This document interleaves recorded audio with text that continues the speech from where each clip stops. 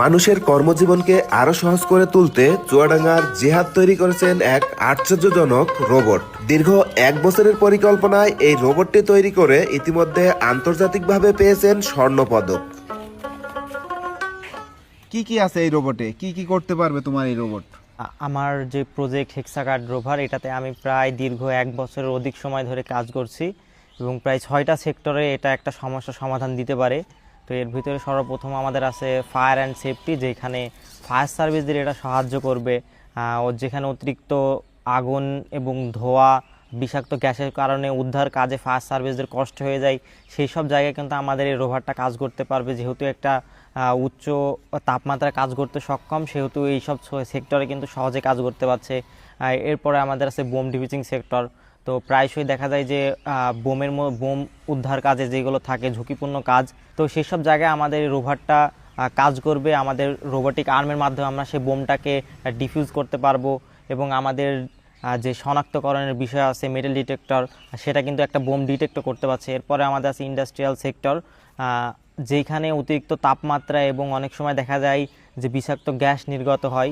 তো সেই সব এলাকায় কিন্তু আমরা আমাদের রোভারটা ব্যবহার করতে পারবো। এর ফলে কিন্তু একটা শ্রমিকের জীবনের ঝুঁকি কমে যাচ্ছে।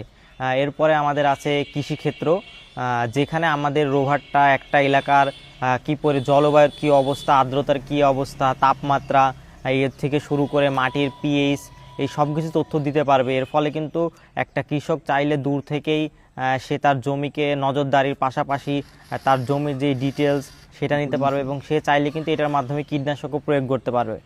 এরপরে আমাদের নেক্সট যে সেক্টর রয়েছে সেটা হচ্ছে বর্ডার গার্ড অ্যান্ড আদার যে বাহিনীগুলো আছে, তারা কিন্তু চাইলে প্র্যাকটিক্যালের কাজও এটাকে ব্যবহার করতে পারছে, যেহেতু আমাদের এখানে ক্যামেরা আছে। এরপরে আমাদের নেক্সট যে সেক্টরটা আছে সেটা হচ্ছে যে ইনজেকশন ফায়ারিং সিস্টেম। তো প্রায়শই দেখা যায় যে বন্য এলাকার পার্শ্ববর্তী যেই অঞ্চলগুলো থাকে সেখানে প্রায়শই হিংস্র প্রাণীরা কিন্তু মানুষকে আক্রমণ করছে এবং মানুষ কিন্তু আতঙ্কিত হয়ে অনেক সময় সেই প্রাণীটাকেই মেরে ফেলছে। তো আমাদের এখানে ইনজেকশন ফায়ারিং সিস্টেম আছে, যার ফলে কিন্তু আমরা দূর থেকে একটা প্রাণীকে ইনজেকশনের মাধ্যমে অচেতন করে দিতে পারবো। তো এর ফলে কিন্তু আমাদের প্রাণীটাও বেঁচে যাচ্ছে এবং একটা মানুষেরও ক্ষয়ক্ষতি কম হচ্ছে। এই গোল্ড মেডেল পাওয়ার পিছনের কাহিনী কি বলো তো? এটা কোথায় অংশগ্রহণ নিয়েছিল? আমাদের যে স্বর্ণপদকটা এটা আমরা পেয়েছি, প্রথমত আমরা বাংলাদেশ থেকে সিলেক্ট হয়ে আমরা মালয়েশিয়া সিগি ইউনিভার্সিটিতে অনুষ্ঠিত world innovation competition and exhibition final round.